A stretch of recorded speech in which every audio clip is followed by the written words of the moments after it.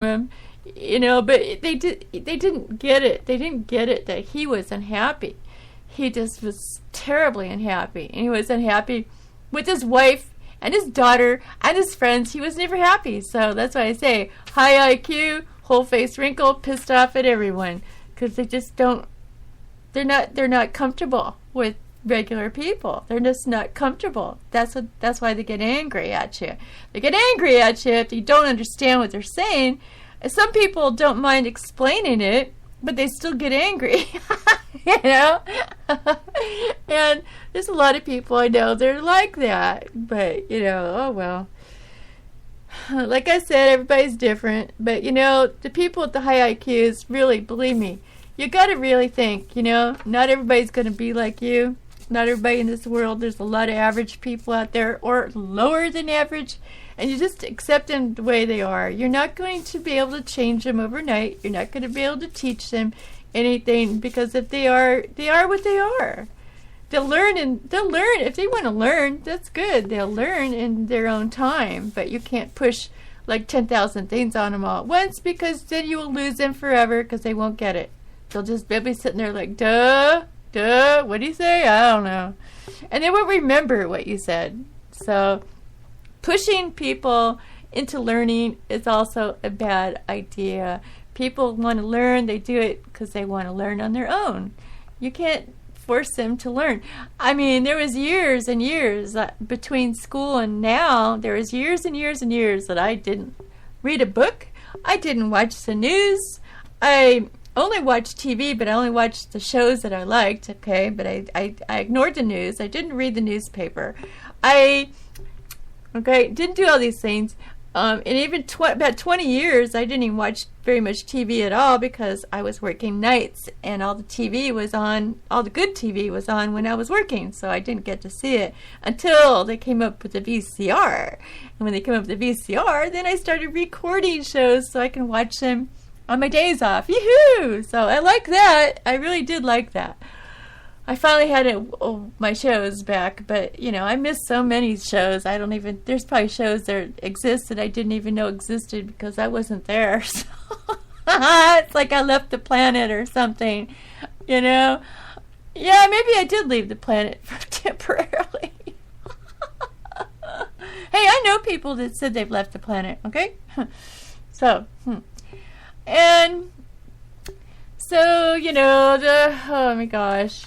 Just try to accept each other for all who you are, and be happy. And I know there's a lot of people that are having a hard time being happy. So anybody that's listening to my show, I hope I make you at least a little smile on your face will do. You don't have to sit there, crack up and roll on the floor, even though I used to do that when I was younger. I used to crack up and roll on the floor, and I'm sure you can picture me doing that, because yes, I did that. The old days. I used to always tap on my boyfriend's dashes. I used to play drums on my boyfriend's dashes, and they get all pissed off. What are you doing that? You're going to break my car. Annoying, I was an annoying teenager. You think I'm fast, I talk fast now, and I'm like off the wall now. You should have seen me then. I had like way more energy than I have now. So you can imagine what that was like. I drove everybody crazy. I still drive myself crazy sometimes. But anyway, so what am I going to do next? I don't know what I'm going to do next. That was kind of all I had planned. So I guess I'll play another song, I guess. Let's see. I like this guy's voice. Let's do this one. Okay, he's got a good voice, I think. Not extreme music, but a good voice. Okay, here we go.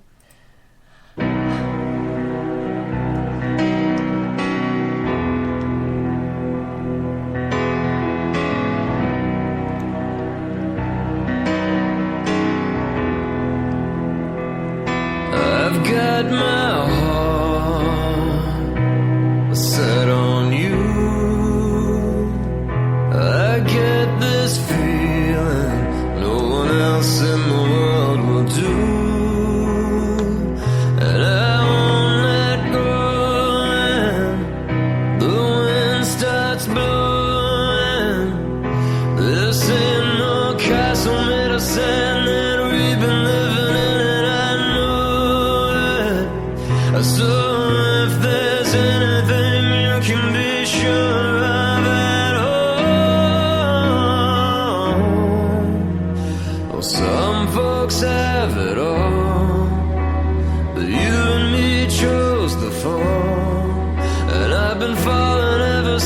since I proudly stole your hand.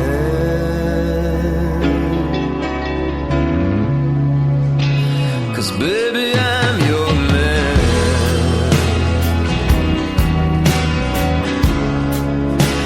Yeah, baby, I'm your man. You've got your heart set on me. You packed your whole world with everything that life can be. And you've got my shoulder if winds grow colder. Your love's are ever so deep, so I could never get over. So if there's anything you can be sure of at home, well, some folks build a wall, but you and me chose the fall. And I've been falling ever since I proudly stole your hand.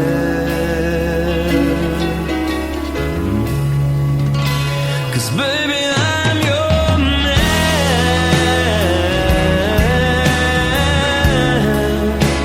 Yeah, baby, I'm your man.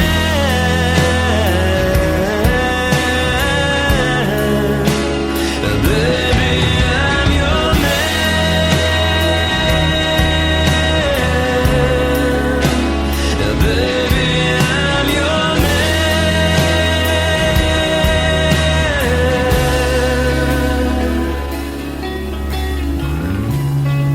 And I do it all again.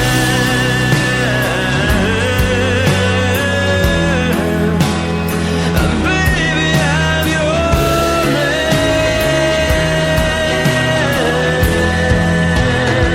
Baby, I'm your man.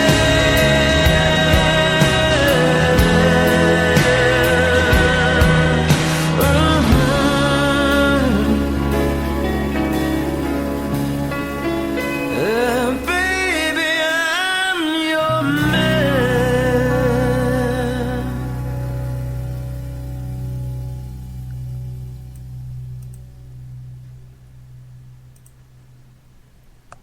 Yeah.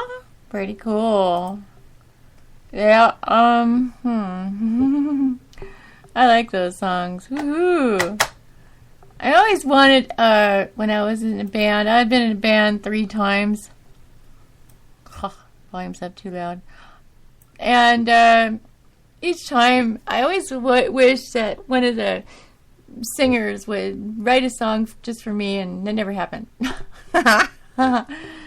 Well, some girls, they always get songs written for them. It's so nice, you know, or just live with a guitarist, singer, you know, player would be awesome just to listen to him in my house all the time, playing and singing and playing and singing. Yeah, that would be so nice. That was a dream for me. I was always fully into the rock and roll dream. I even wanted to make my kids little rock and roll singers and players, and I wanted to make them, I wanted them in a band too, but they chose a different route when they grew up. But I really wanted them to be little rock and roller singers and play in a band. And if it was up to me, my kids would have been wearing leather jackets the whole time they were growing up. Long hair, leather jackets, tennis shoes, and holy jeans, and Megadeth t-shirts, Metallica t-shirts or something. I was really into that stuff. I still am. I don't think I'll ever change. I'll be 82 years old someday, and I will still be a little rock and roll wannabe that I always wanted to be. And I'll drive everybody else crazy around that age. They're going to go, when are you ever going to grow up? And I'll just say, never. And I'll say, huh? What? Can't hear you. My hearing aid's broke. Shut up. Leave me alone. Yeah, I can see it. I'll be like one of those really crazy old ladies. I'm already crazy. Some of my neighbors are already calling me a cat lady because I own a lot of cats. So now I'm the cat lady that lives at the what do you call it? There's a movie like that. Last House on the Left. That's me. I'm the last house on the left. There's a scary movie called Last House on the Left, and it's really weird. And I'm the cat lady. So there you go. I got two things going for me already. Oh my gosh. Have you ever noticed that a lot of your houses that you live in, then you buy a house and you're almost every time you're facing the same direction? Why is that? You can never buy a house facing the other direction, or totally twisted the other. It's like I'm always facing, like the main part of my house is always facing south, or my living room and kitchen is always facing south and gets the hottest part of the day. When in fact it would be better if it was facing east and west, because that way it doesn't really, you can cut part of that off. Because you're in the kitchen, right? And the kitchen gets the hottest part of the house, right? And you're facing the hottest part of the day, part of the sun, instead of the morning sun. It would be better if it was in the morning sun, But of course you have to be, in the part where it's most hottest, and then so you don't even want to cook. Half the time I don't. Half the time I make something, and I make it for like a whole week or something, and then I just heat it up in the microwave, because it's like, who wants to turn on the frickin' stove? Not me. I don't want to sit there and sweat and have a sweat house in the kitchen. It's like, so half the time I just don't even do that. In the summertime, it's like, my air conditioner works, but it still gets like a humid feeling, like you're still hot, and it doesn't matter what you do, you're still hot. If I had like a good shade coverings on the outside of the house, it would probably help a lot. I don't have any coverings at all, which sucks. I have a table out there with an umbrella and some chairs, but it's like so, it still doesn't take the heat away from the house, But, so, yeah, that's kind of, I hate that, really, the hot kitchen thing. It's like, sometimes I just cook in the middle of the night, like right now is a good time to cook, 2 a.m. Cook everything you're going to eat the next day, and then when it's done, then put it in the refrigerator, and then the next day just heat it up. And it doesn't take long to heat it up. If you got a big family, of course, you probably can't do that, because you got a big family, it's like you're always cooking. You're always cooking. Because if you put anything in the refrigerator, it's gone by tomorrow anyway. Somebody went in there in the middle of the night and ate your leftovers. So my parents threatened to put a lock on the refrigerator one time. Because my brothers and sisters are always in there, seeing what's in there, They want to eat they want to eat them out of house and home, which the boys did pretty much. The boys were just like always constantly eating, because they were growing really fast. They're that age where they shoot up a foot. You're like, oh my God, yesterday you were short. What happened to you? You grew like 6 inches overnight. How did you do that? Somebody water you or something? I guess so. They're like plants. Huh. So that's funny. Mm-hmm. Yeah, oh, that's really funny. Yeah. Yeah, boom.